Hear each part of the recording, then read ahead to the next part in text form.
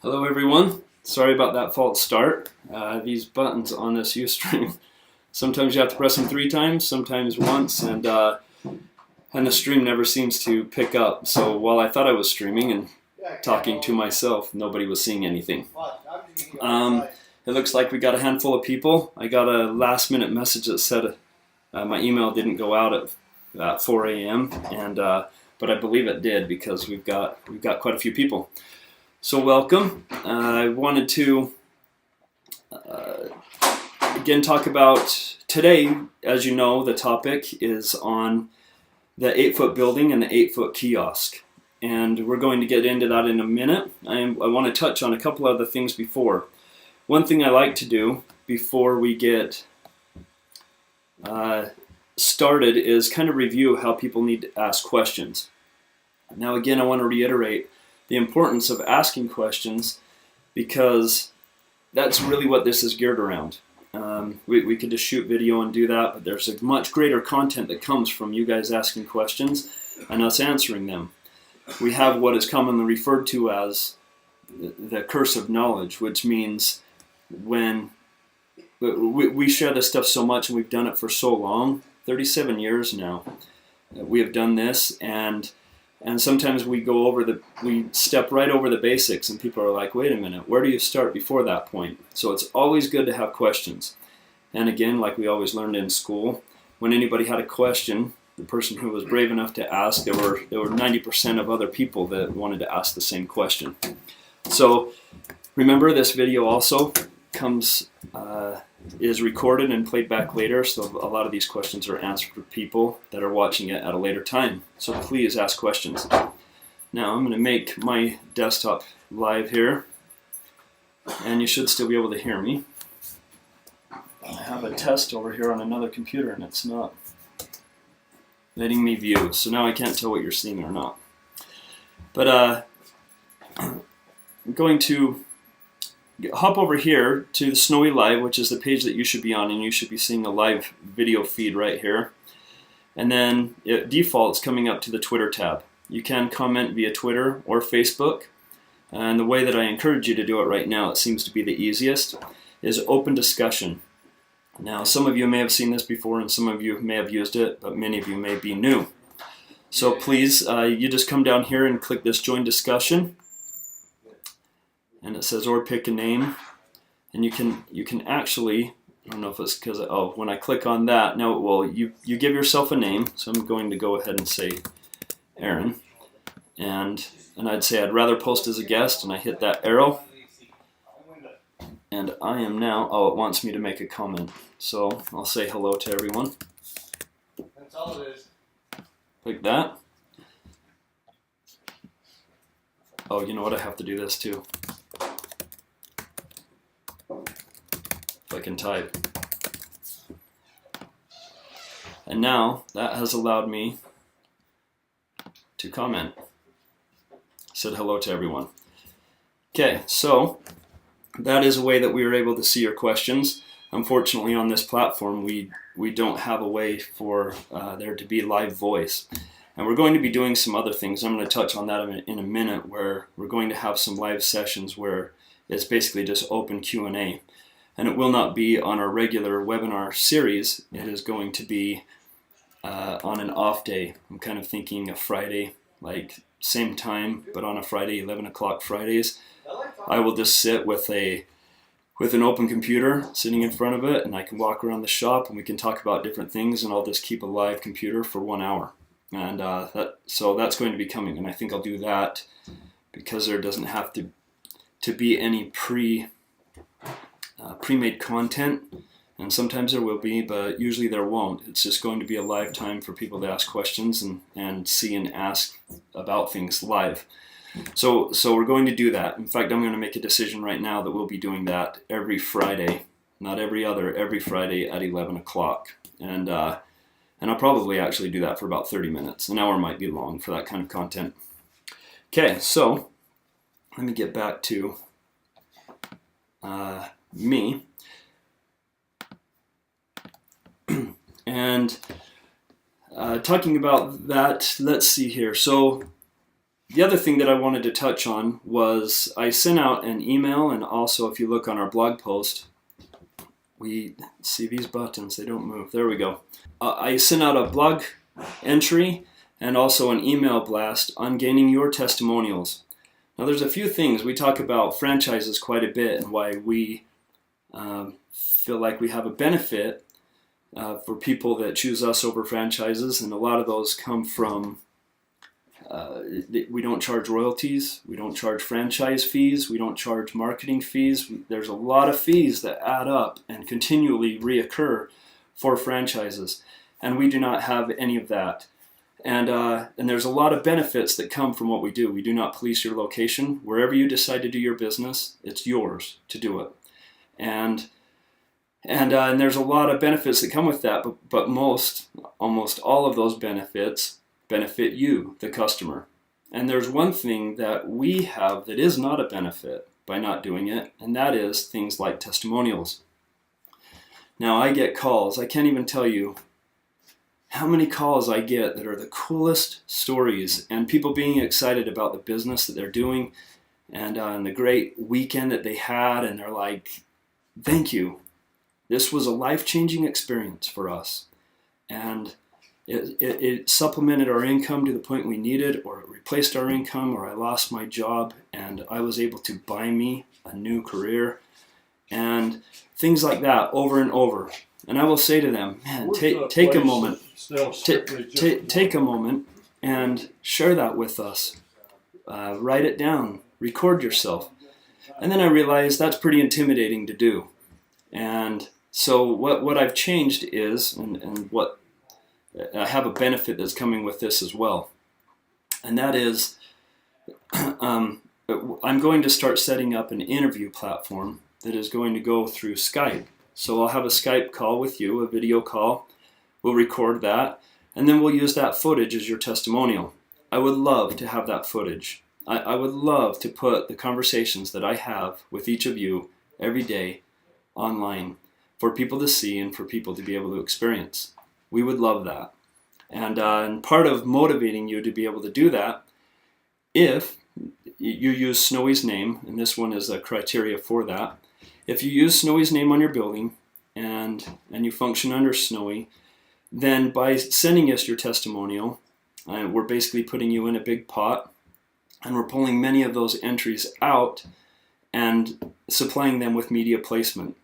Now, in that blog, I've given a few examples of what we've done. We've had some magazine entries. I was trying to think of another word for that. Anyway, that's okay. And we've had a couple news segments and neat things that are happening for people, and we are doing an absolute blitz that we're already scheduling out for next spring when shaved ice hits, and everybody's excited about it. First thing in the spring, we are going to have news stories coming from everywhere, and we would love for that to be you. So please, if you want that benefit, if you want, and it is free to you, and you want that to happen, then please shoot us a testimonial of your story. And I will send you a list of questions before, so you won't be blindly interviewed. You'll have answers to all of those questions that I will be going through, and you should be able to answer them comfortably, and we would love to have it. So look for that. That is coming soon. We are also, well, we're doing a lot of things. Just a quick reminder for the summit that we're doing in February 5th and 6th. That is a training for everyone, whether you've never done shaved ice in your life or whether you've done it for 20 years. This will be a wonderful thing for you to attend. We're excited, and we have a lot of people coming. We've we've already, I believe we've quadrupled the number that we had last year. And we're excited about that attendance, and we're excited about the content that we're bringing, and we're creating all kinds of new packages and new things that we're going to introduce at that training. So let's move on to what this webinar is about, and that is about the 8-foot building and 8-foot kiosk. And to kick us off, I have a video that's a time-lapse video of us. It's actually Lyle in Cincinnati setting up an 8-foot building. So we'll go through that, and I may pause that for a minute and talk about some things. We'll watch it and talk about things if we need to. And if not, we'll cruise through it, and then we'll go through one that is physically here. And again, ask questions, and if you want to see something that we haven't pointed out, just drop that on that discussion platform and we will get to it. I'm kind of leaning over my computer and I feel like I have blood coming to the front of my face, so I apologize. But and I am physically in an 8x5 foot building right now, and we'll show you a kiosk over here. Now we had two brand new. I mentioned this in the text that I sent out in the email blast. We had two brand new 8-foot buildings that were fully decaled, and we sent those out last minute. So right now we've got a used 8-foot kiosk that we can show you, and just know that it's used. It's not in a perfect state. And this one is brand new inside this building, but it is a blank building. So it's somebody that wants to private decal it, and we do that. We will send out buildings when somebody wants to do a custom look and feel. So know that happens as well. Okay, so I'm going to kick this video off, and we may talk a bit through it.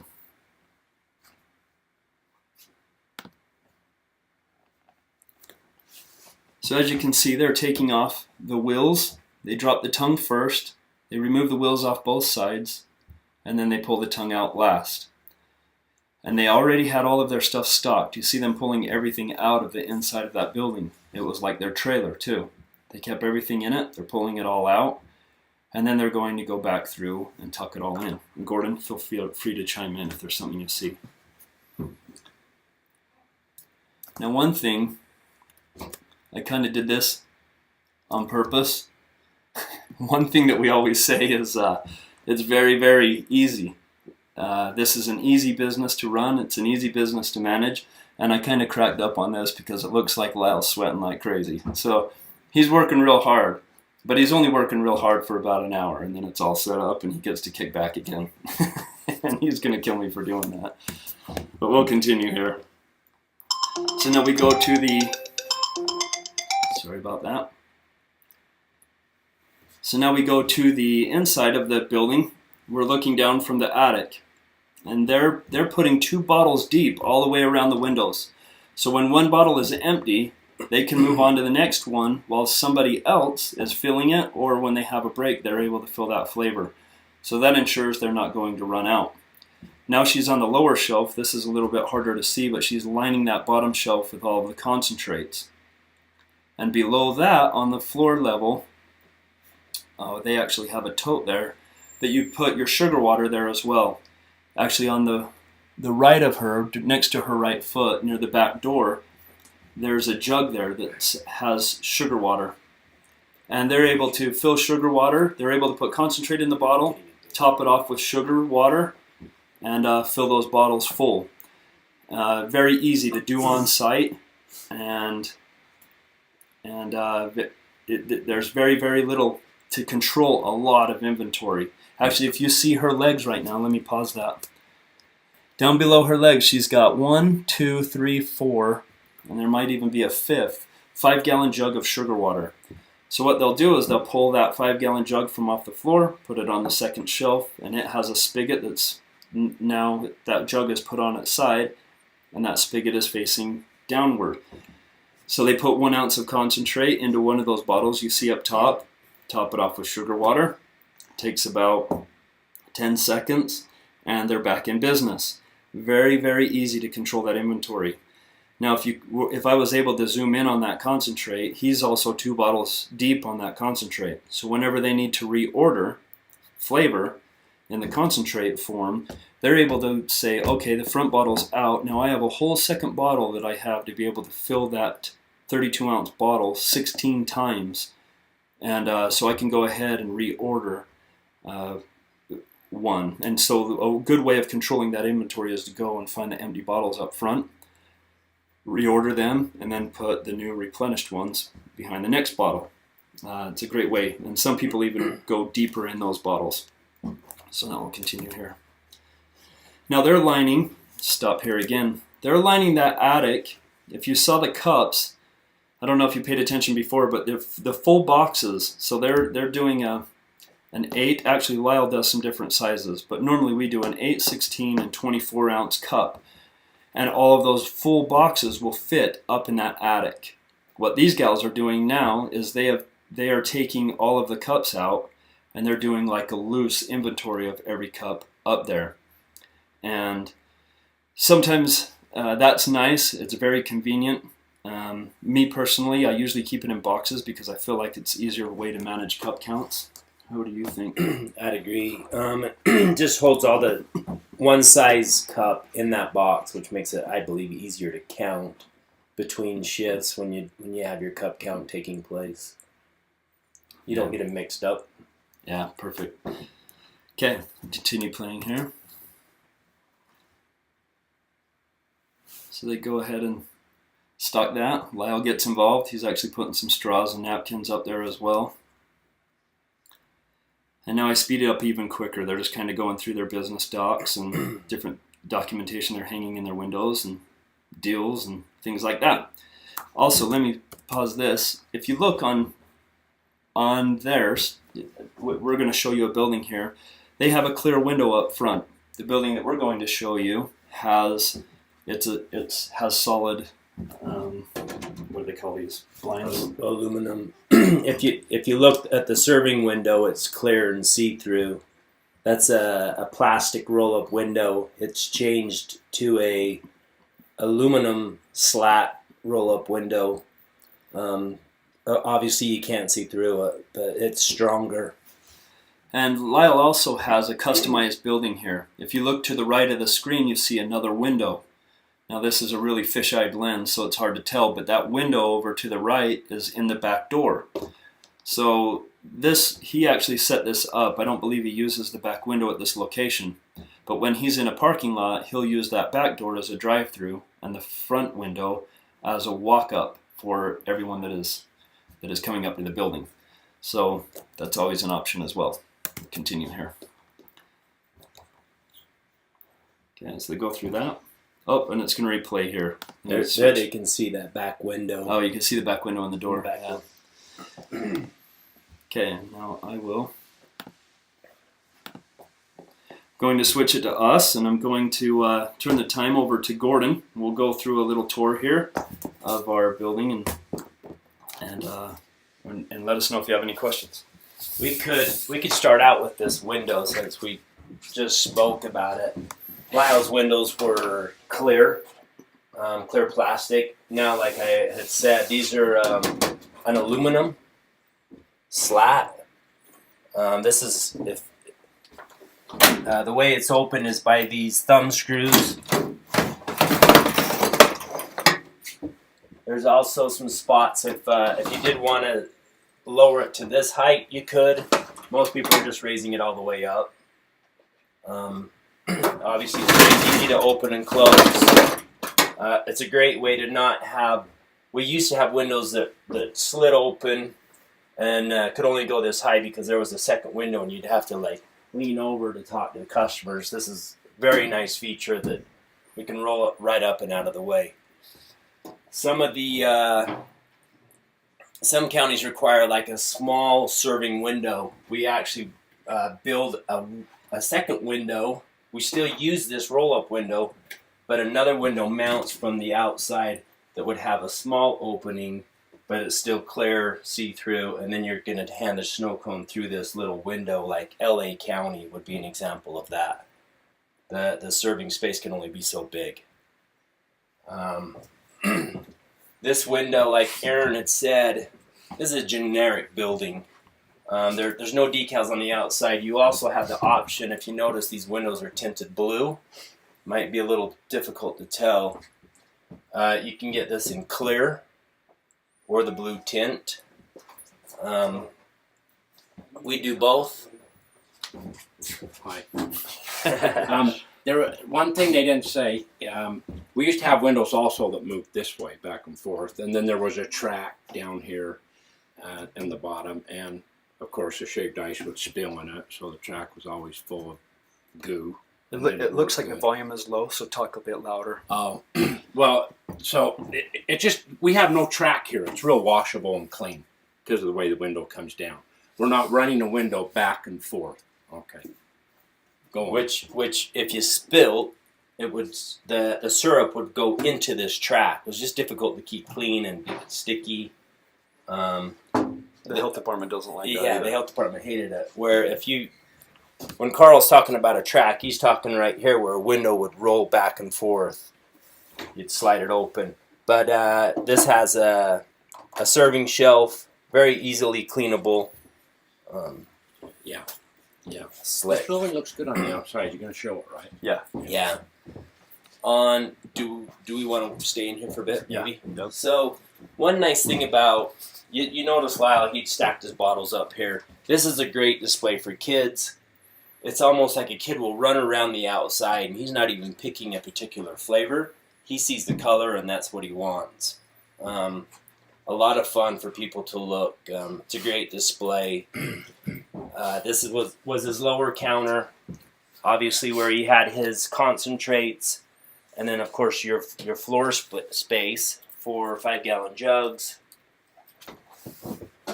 More supplies, whatever you need. Did you tell him the blue knocks out like 20% UV? Tell him. It just eliminated 20% of the heat and the UV rays that kind of come in the building. Has a UV inhibitor in this blue tint. Yep. We could talk about the water system for a minute. This building's equipped with a 3-basin sink. This sink's meant to wash the largest utensil, which would be your serving bottle. You have your wash, rinse, sanitize. If you look real far underneath, you've got your hose. You can like spray off your floor, fill up a bucket, and there's also your faucet. A little lower. Oh, sorry. Oh, come down. You notice you've got your faucet, your hot and cold. This here is your freshwater tank. It's filled by this black cap on top. Be loud. It is a 15-gallon tank. The Board of Health require you to have a larger waste tank or a gray water tank. This is a 22-gallon removable waste tank that you can roll out and take it to a drain and drain it. If you notice, this here is the plumbing for your wastewater. It actually goes in that spot and catches the water from the 3 sinks, as well as this hand washing sink up on top. You probably have wondered where is the hot water heater? Aaron, let's come real low again. If there's a gray box right here, that is an instantaneous heater, which means I can take all 15 gallons and produce instant hot water with this heater. It's a great way to keep things off the floor. You don't have a hot water heater sitting down there. It's just convenient and out of the way. What else? Let's show you some electrical on this building. This actually controls the pump, the water pump. We put a switch on it, so if this tank were to run dry, it wouldn't continually run that pump. You can turn this on and off as you need water. If you run the pump dry, you will hurt the pump. Another thing that I should mention is we're in the middle of winter right now. If you notice, these lines are full of pink. It's a winterizer solution that can actually drink it if you wanted, but it will not freeze. So when you buy these buildings, and if you live in a cold environment, every year you're going to need to winterize the system. And the way we do that is we simply drain out all the water. We pour in a gallon of winterizer in this tank.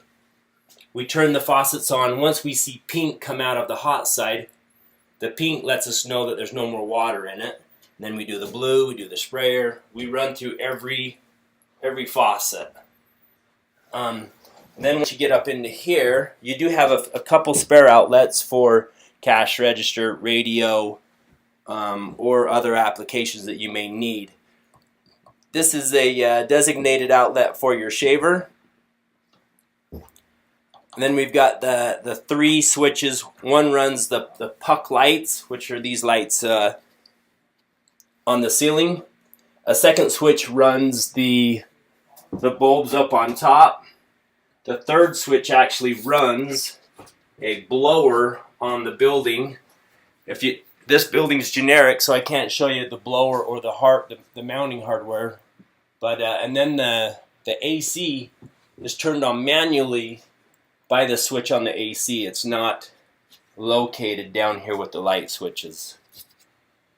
While we're talking about electrical, there also is a outlet on the outside of the building.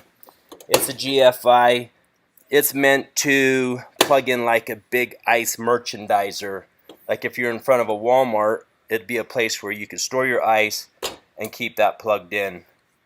Of course, we're hot wire in this building. Your building's not going to quite look like this. This is what we do to test the building and also to show you kind of how it works. It's a 70 amp breaker box, outdoor, weatherproof panel. The building, this is too bad this building doesn't have it. The new buildings have an optional keypad. We believe we're just going to transfer over to that permanently, which when I say keypad, it's you punch in a code and you can turn the handle and let yourself in. That code can be changed any time you let an employee go. You may want to change out all those codes. At this point, it's a key. This is the same key that goes on every Snowie building. So we do put a spot on this handle where you run a padlock. And you can lock it up twice. Okay. But the new version, if you notice that hole, Yeah. you run a padlock through it.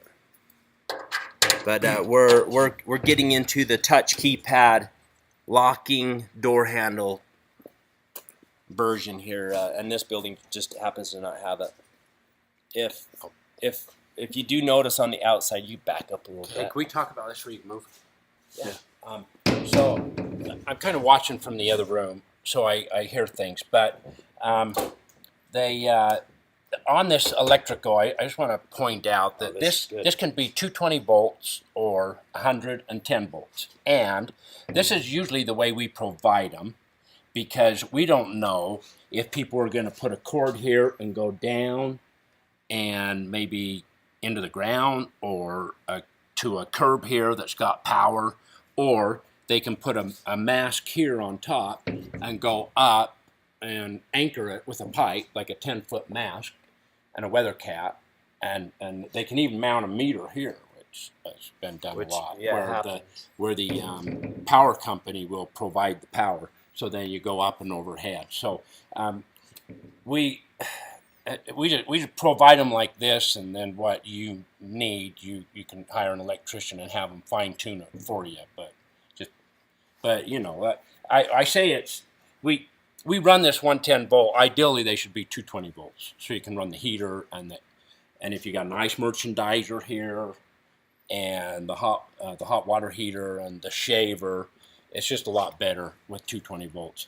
People who run them with 110 volts struggle. They have to do things like unplug the freezer in the daytime so that they're not using that power, and they just have to do a lot of extra compromising to make it work.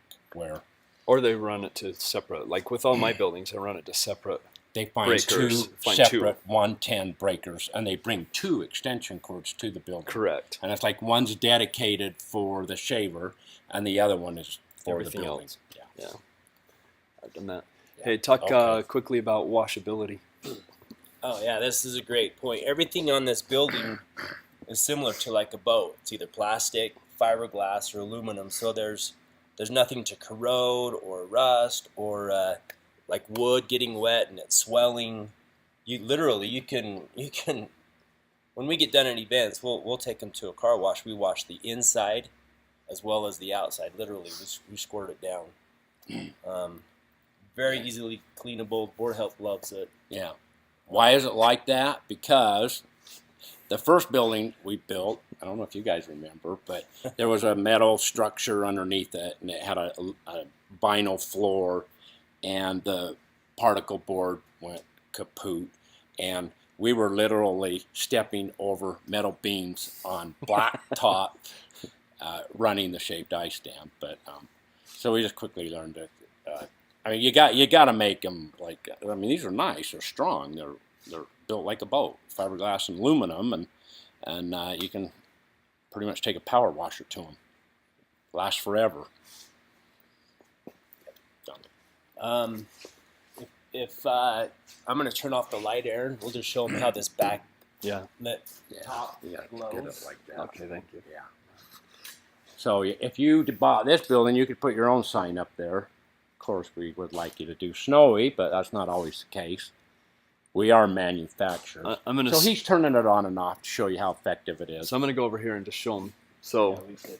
looks like that. Again, this is Yeah. a used kiosk, so not as pretty as brand new, but Yeah, that looks gives you good. the idea. A lot of people that have permanent locations, they'll actually leave this on all night long, which actually casts a nice glow around their Protective, building. Lidded glow, yeah. It's Security. yeah, it adds some security. It also Advertises. yeah advertises all night long, and it pops. If it was at nighttime and you were driving by, it's very easily visually to see And vandalism. I mean, it's too lit up like that, so it's hard to vandalize it. But. Aaron had mentioned this building is I call it generic.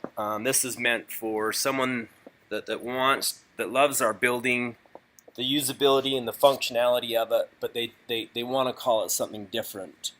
And we sell many buildings that they're not even selling shaved ice out of. They're doing coffee and hot dogs and soup and waffles and churros, and I mean the list goes on and on. Cinnamon roasted almonds. We've done it all for people. Again, kind of what that looks like closed up.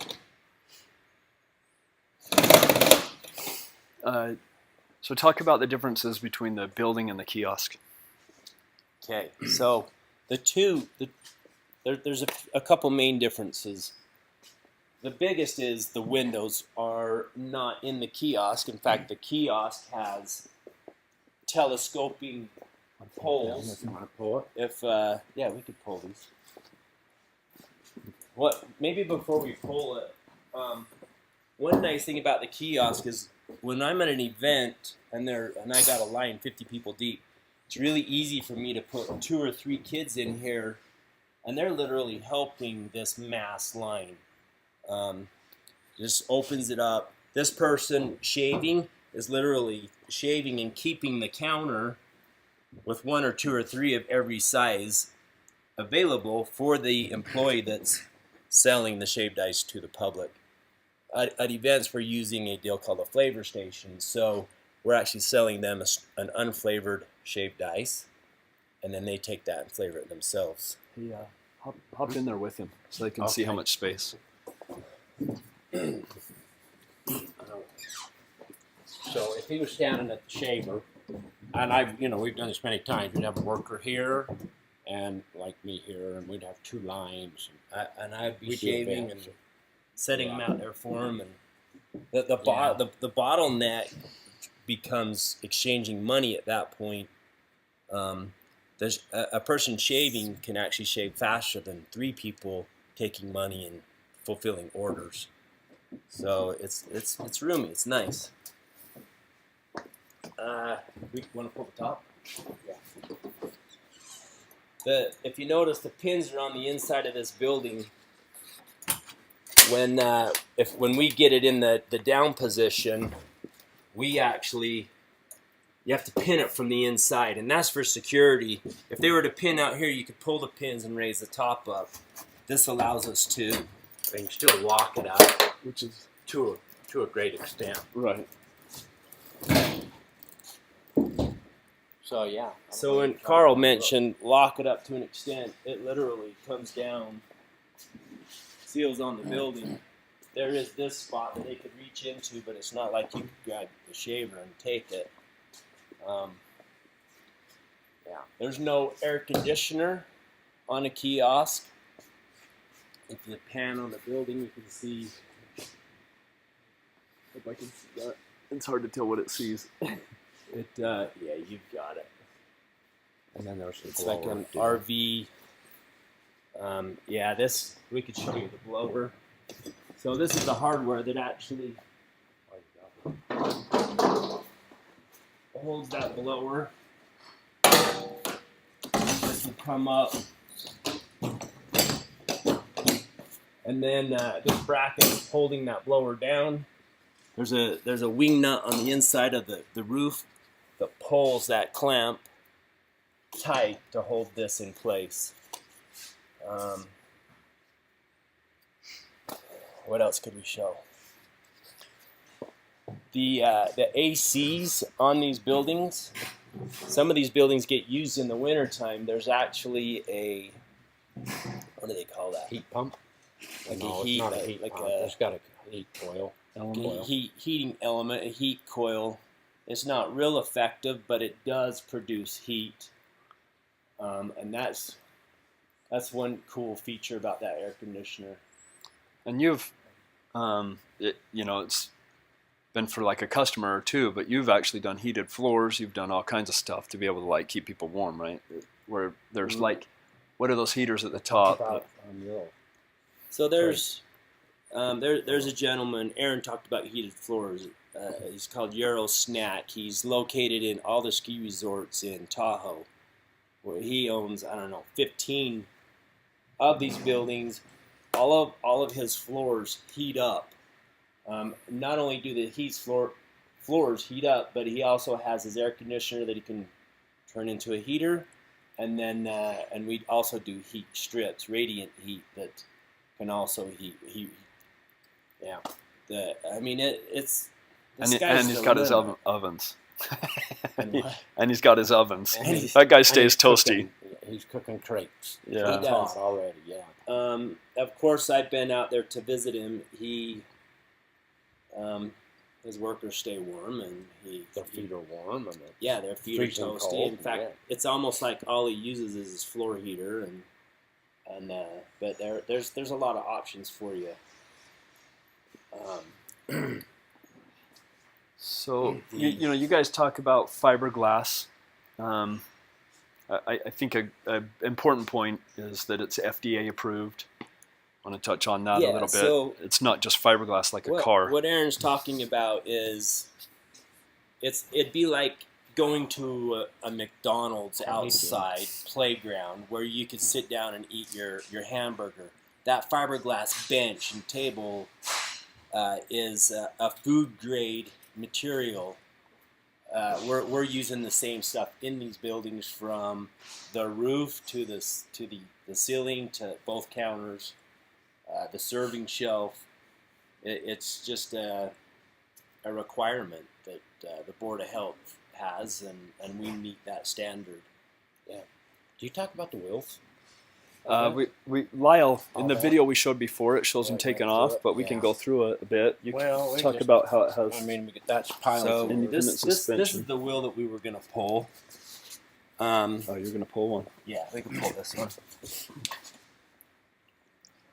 It typically it wouldn't be on a block. We'd just be in the back with the jack, and then jack it up, and the wheels will get pulled off in a second, and boom, boom. But there's actually on our website there's a whole link that's nothing but putting the wheels on and taking the wheels off, setting the building on the ground. That's very educational. But while we're here, we can show you how it works. And the building is its own trailer, and then of course you can unpin the axles and remove it, and then lower the building to the ground. And these are wheels, I just got to point out, that we use around the shop. Yours are prettier. They're like this.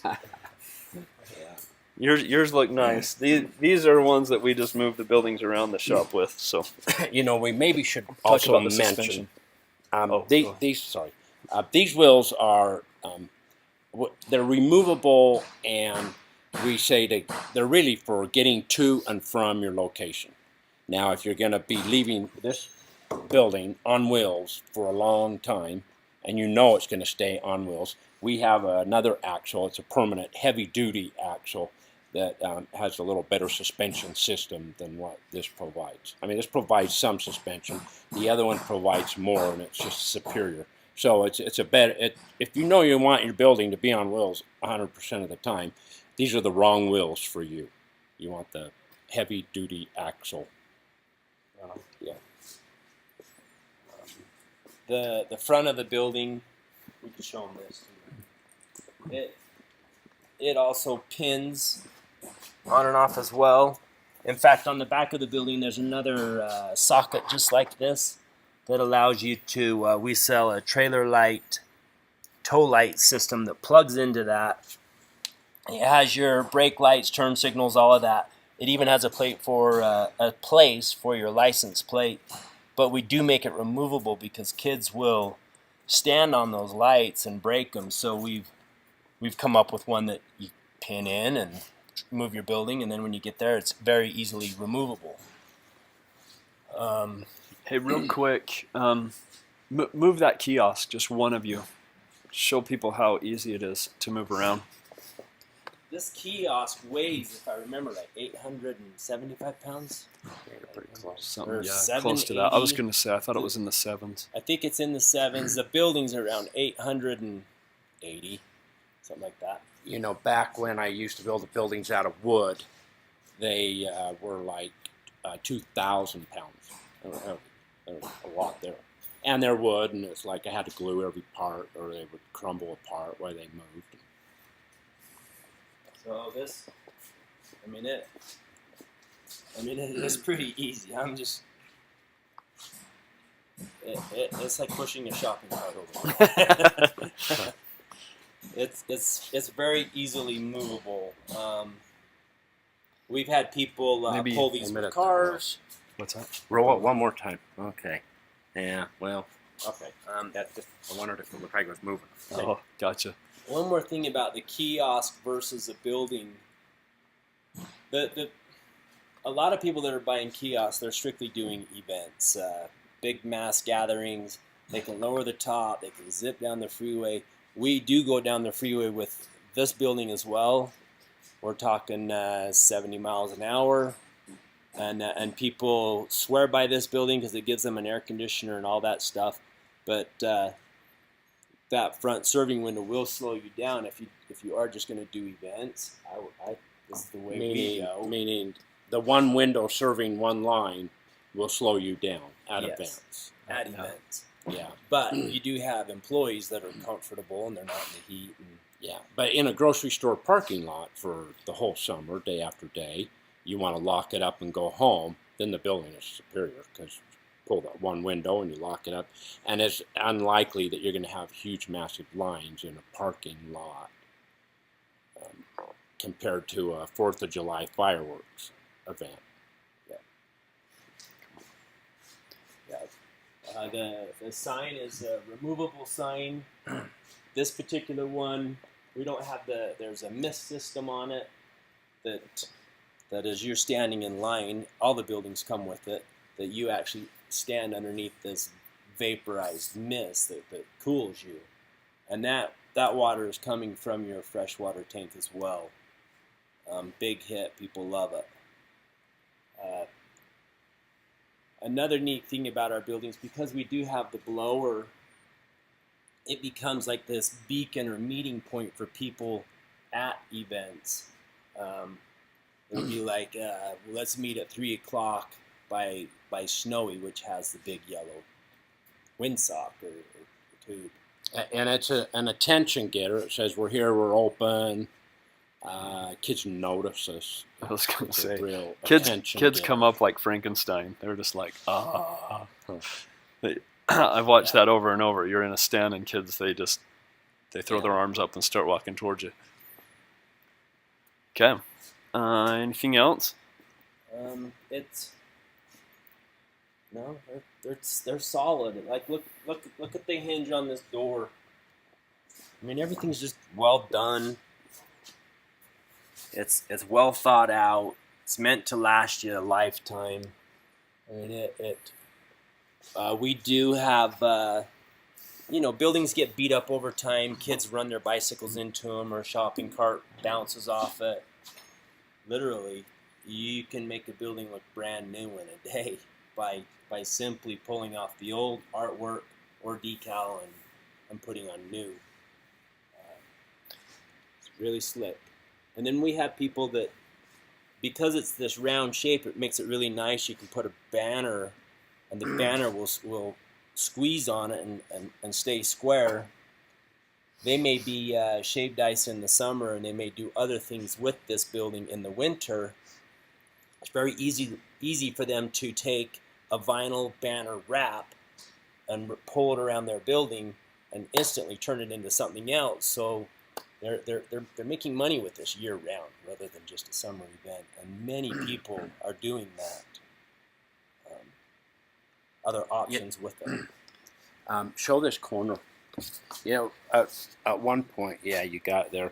Our buildings were, and of course it's easy to cut and weld two pieces of material into a corner, and we invented basically it takes 25 tons to do it, but a bender that will bend this 1/4 inch thick 2x2 square tube, and it made it so if it's in this position, it's not a shin banger. It's just attractive. It's nice. Made it nice.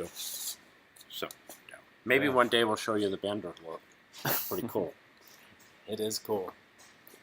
Is anyone asking questions? That's what I was gonna follow up. I'm gonna look right now.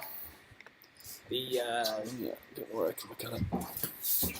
Okay, any questions, please shoot The them right lighting now. in this building, for instance, the puck lights are a low voltage LED, which helps you with your power when you are plugged into 110. We are trying to find a way to light up the whole building with LED. The top and everything, which virtually pulls no power. Very efficient. Can they hear me? Yeah. One thing I meant to point out on the wheels, people that are using like the permanent axle, they may step up that wheel size to a little taller wheel, which makes it easier on your bearing as you're going down freeway speeds. You can put bigger wheels on it. We do have wheel kits that have fenders, if you wanted to put fenders on it. But like I say, you can go a bigger wheel. Aaron is trying to pull up, I believe, the question and answer part. For whatever reason, he's not able to see anyone ask any questions. He'll have that in 1 minute. So we have a question. Do you use flavor stations with the permanent buildings? I never do. They may not have heard me repeat the question. The question was, do we use flavor stations on permanent locations? It seems on permanent locations people want to have like 50 flavors, and out of those 50 flavors you have recipes that you take 2 of the 50 and it turns into 51 flavors, like strawberry colada. You're using your strawberry and your coconut or pina colada to create an additional flavor. The flavor station, only the largest one we have holds 12 flavors. It just isn't. It's not as fun for the walk-up public. They love the options, but at an event, too many options slows the line down. So we actually use 6 flavors at events. When you start getting into stadiums or arenas, like where the Utah Jazz play, there we use the 12 flavor station just to give them a few more options. And we may have 2 flavor stations in one location.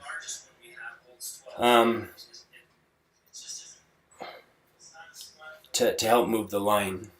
We'll see if there's another question. But no one does use the flavor stations at permanent spots. They just don't. They want to offer multiple 50+ flavors. And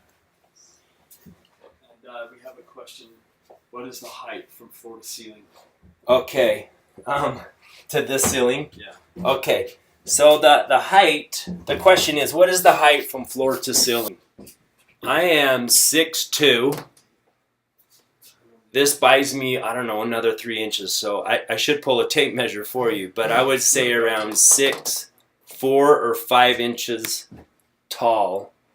And if you're real tall, you could put your head in that attic, but it's up there.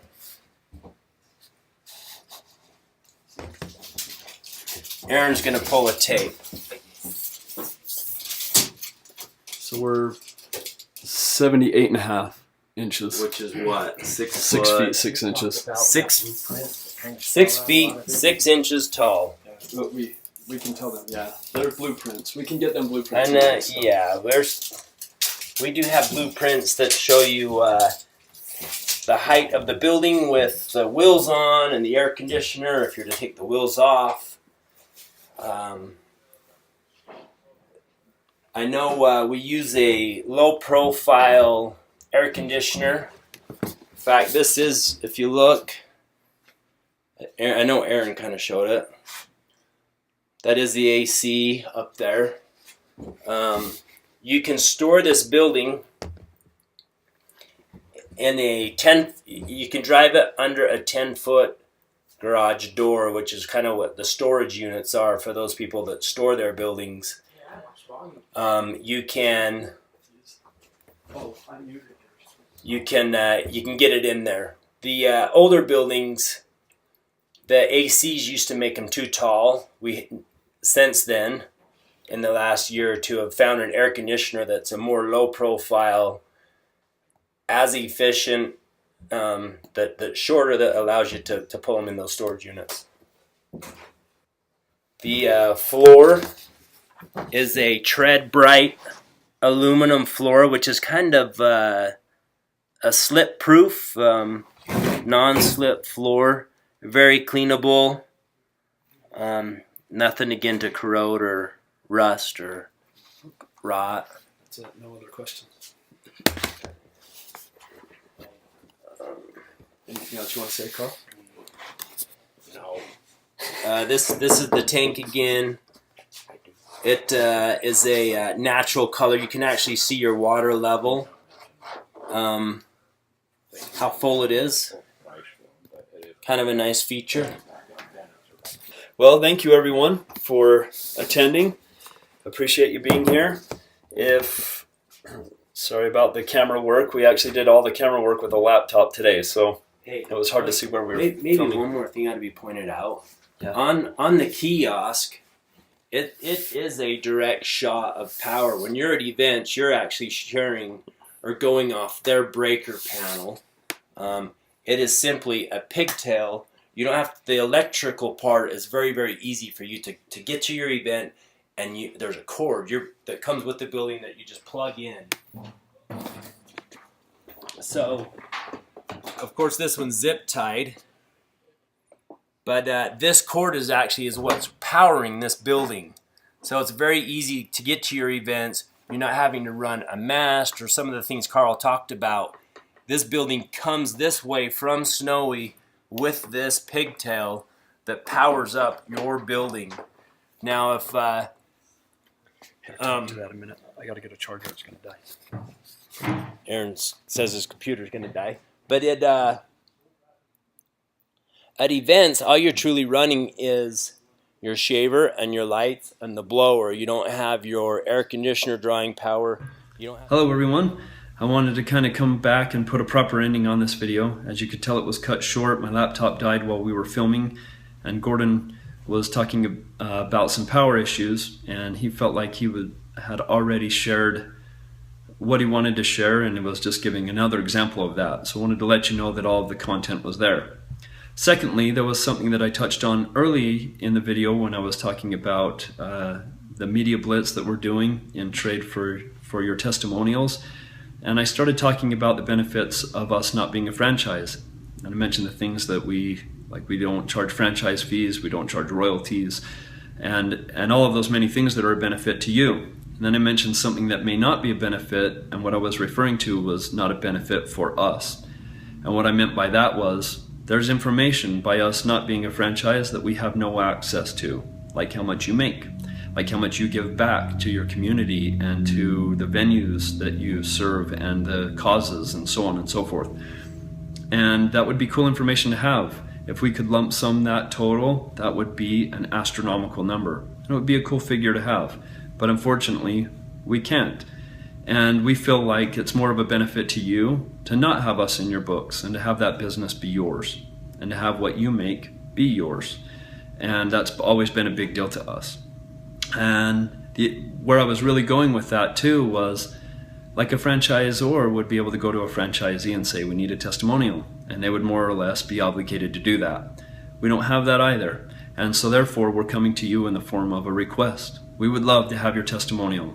Again, I have the coolest conversations and stories that come from people and what they've done in their life and what Snowie has done for them, and I would love to get that on the web. So it was my way of just telling you, I can't command you to do it, so we're asking you to do it, and I would love to have that. If you want to shoot your own video and shoot that to us, that would be great. If you want me to go the interview route, please shoot me an email to Aaron, AARON, at Snowie, SNOWIE.com, and I will put in the subject testimonial, and I will know to send a questionnaire to you and you can go through and answer those so you're not surprised by anything, and then we'll set up an interview time and we'll use that footage for your testimonial, and then we will enter you for the opportunity to potentially have some media done in your area on you and your stand come spring. Thank you. Thanks for attending. I really appreciate those of you who attend live. Thank you for those of you who ask questions. That really creates a dynamic conversation, and we love it when that happens. And we will talk to you in a couple weeks. Thanks.